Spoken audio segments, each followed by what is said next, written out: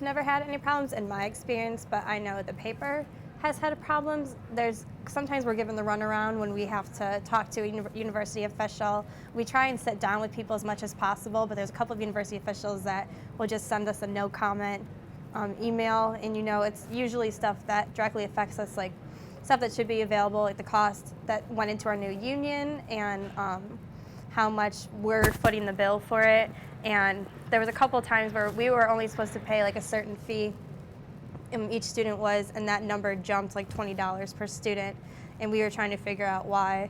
And we just, like I said, we just keep getting the runaround and no one really giving us any direct answers. It's just interesting because like you said, you think that'd be something readily available and we should have no problem getting that information, but we'll email a so-and-so director and they go, you have to talk to this person, or you have to talk to this person, or like I said, like you just keep getting sent in circles, and eventually it's just really hard to get an answer. You get a lot of PR answers, like, well, that's a private act, we're not supposed to talk about that, and it's like, but our direct money is going toward this. And how does that make you feel? It's just a bit frustrating, especially since people already look at us because we're student journalists. Like, we don't have a degree, so they think you're just a student. Like, they don't realize that we take all these classes and we do know our rights and we do know that we are supposed to be getting this information. So they kind of take advantage of the fact that, we don't really have any career experience per se, and we don't have our bachelor's or master's degree in journalism. So that already is frustrating. The fact that they just think we're stupid and that we don't know anything kind of adds to the frustration. We kind of compete with the Columbus Dispatch, and the Lantern, our newspaper, gets sent out all throughout Columbus. So when there's a story that's relating to Ohio State, of course we would like to be the ones to break it.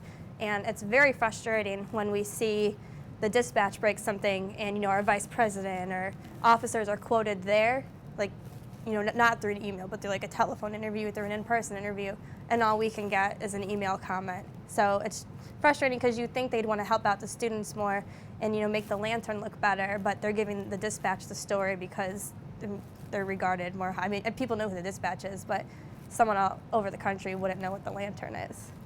So most of the money pertains directly to us, or if it's coming out of our pockets, if it's part of our tuition bill.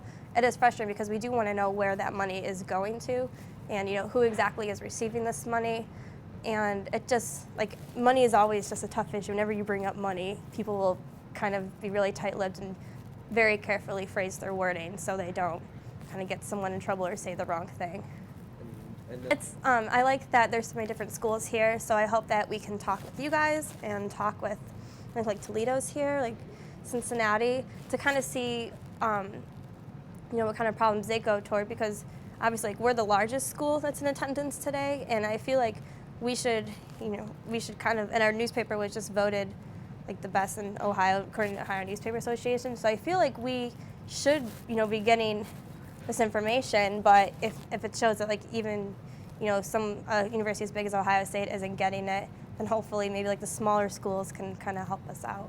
If anything, if it's a money related issue that's coming out of the students' pockets, it's included in our tuition, we should know where that money is going toward. We should get an exact answer, X amount is going here, X amount is going here, X amount is going here, and why they're getting that much. I mean, I know online it kind of says, this goes toward credits, this goes toward boarding, but, why are we paying $80 a month for our gym membership? When other schools I know aren't paying that much. So